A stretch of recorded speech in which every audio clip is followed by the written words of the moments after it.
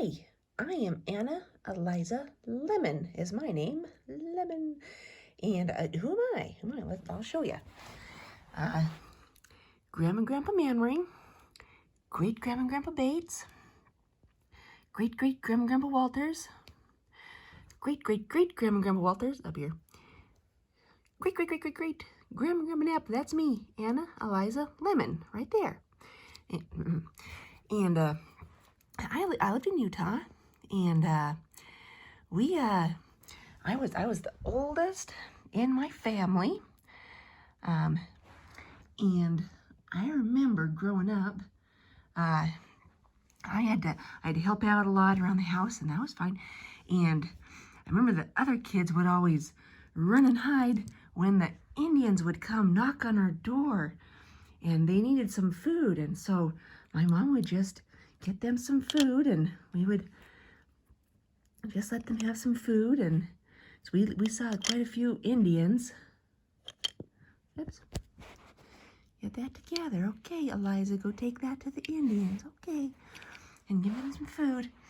And we did that quite a bit. And I remember one time when my mom and dad left and just, on a date, they went on a date and told me to kind of take care of the other little kids, because I'm the oldest.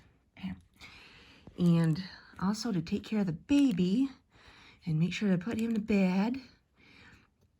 And we didn't have any electricity, and we didn't have any other lamps or anything. We didn't have that. We had a candle, so they left me with a candle and said, "Don't burn the house down."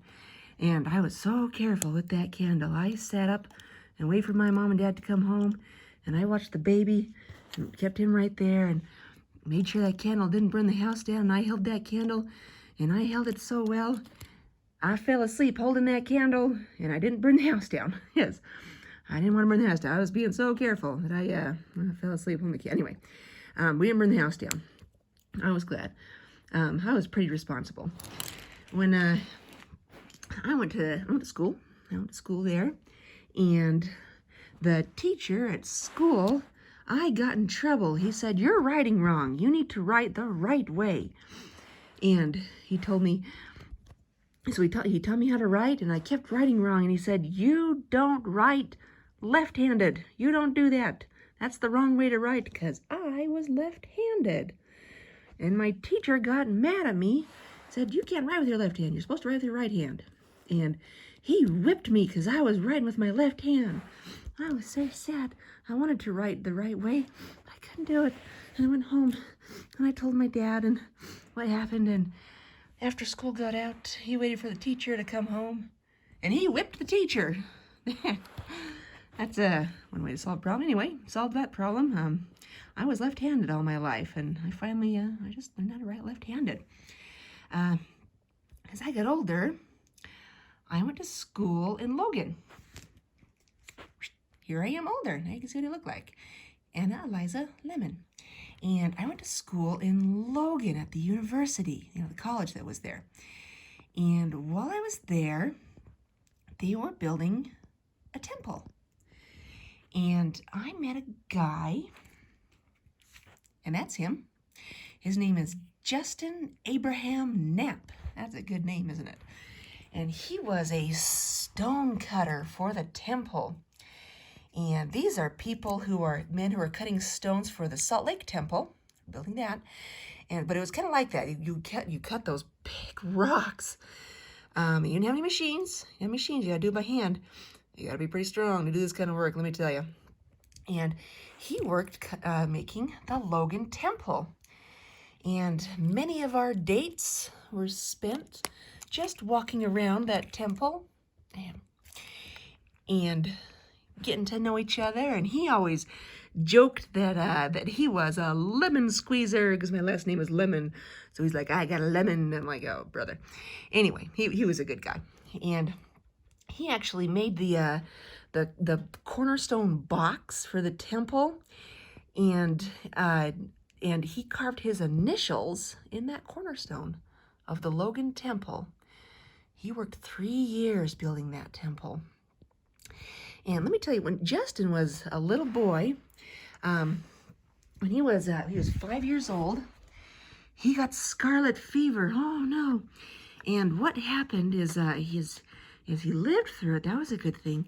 And he was just a little kid, but his foot, this fever tightened the muscles and the cords in his foot, and his foot just bent up like that, and he couldn't straighten it out anymore. His toes and his foot were just bent up like that, and he never could straighten it out anymore. And he grew up crippled with a twisted foot, basically. And he remembers when he was a little kid, he was just kind of sad. He'd see the other boys running and playing around and doing stuff, and he just watched. He couldn't really play with them because it was hard. He had to learn how to walk again on his foot because it was just all twisted up like that. And he grew up that way, and so he always had a twisted foot. Even when he was older, his foot was all twisted up. But he was a hard worker, and he loved going hunting. He loved going hunting. He got pretty good at it, even not being able to walk. He loved going hunting. And we got married, and we lived in Richmond, Utah for a little while, and we started having some kids. And one of our daughters, her name is Jenny Knapp, and she married a guy named Frank Walters. Maybe you have met them. That's one of our daughters. And after a little while, a few years, we moved to Idaho, up to Idaho. Justin heard about some land up there, and so we moved to Hibbard, Idaho. It's by Rexburg. And got a few more kids. And some of our kids, they died. They died when they were babies, or some of them had typhoid fever, and they died from that. So not all of our kids lived to grow up. But that is our family as we got older and got to Hibbard, Idaho. And we had some good work to do, getting a new place in Hibbard, and Justin, he just worked. He didn't complain. It kind of hurt his foot, and he just did the best he could. We had to dig ditches for the water, and you just dig those by hand. Just get a shovel and you dig those by hand, all by yourself. And we had to clear a lot of sagebrush, and oh, hey, look at that grouse. Where'd he go? Look at grouse. Hey, where's my gun? Yeah, I'll bring something home for dinner. Hang on. Yeah, he always liked to go hunting, and there was a lot of places to go hunting up here, so it worked out pretty well. And while we were in Idaho, we decided we found Justin was very good with horses. We found out he had quite a few horses, and he learned how to raise them, to train them, and he'd ride them. He could ride horses all right, and he was very good with them. And one time he went with a bunch of other men. There were just about 24 men. They all got together and put in $100. Everybody put in $100, and we bought a horse for everybody to use, all of our neighbors and everybody. And it was a Belgian draft horse, all the way from Europe. And it was a big horse. This is Justin on his horse, and this is Methan, the Belgian draft horse. And he's if you ever go to the fair and you see those great big horses, that's what Methan is. And we liked that horse, and they left him with Justin to take care of, because Justin was so good with horses. And so we had our great big Belgian draft horse. We liked that horse. And we started getting a little older there. As you can see with our other kids, we're getting a little older.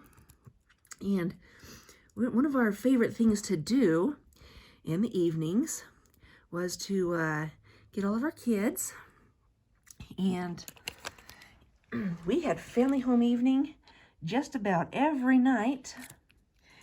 And another thing Justin was very good at was he could play quite a few instruments. And I could play the piano, and we would sing. I could sing very well, just so you know. But Justin could play quite a few instruments. he made his own violin. He could also play the harmonica, and he could also play a harp. And the neighbors could hear us having music, and we would sing and then just have fun. And another thing he could play is an accordion. Do you know what an accordion is?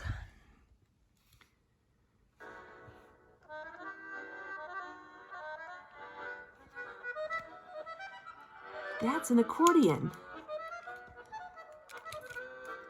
See that guy? To play through keys on this hand, and you have to keep moving this side back and forth like he's doing. Do you see that? That's an accordion. They're kind of fun. And so Justin could play one of those too. And we never had a lot of money, but we had a very good house in our family and life. And I kept a very clean house. Thank you very much. That's what I enjoy. Just make other people comfortable. And we did without an awful lot, but we did all right. We did okay. And after a little while, Justin got called to serve a mission. What? How does that happen? He got called to serve a mission to California. So we got him all packed up to go. Okay, bye, Dad. He's serving a mission. Tell Dad bye.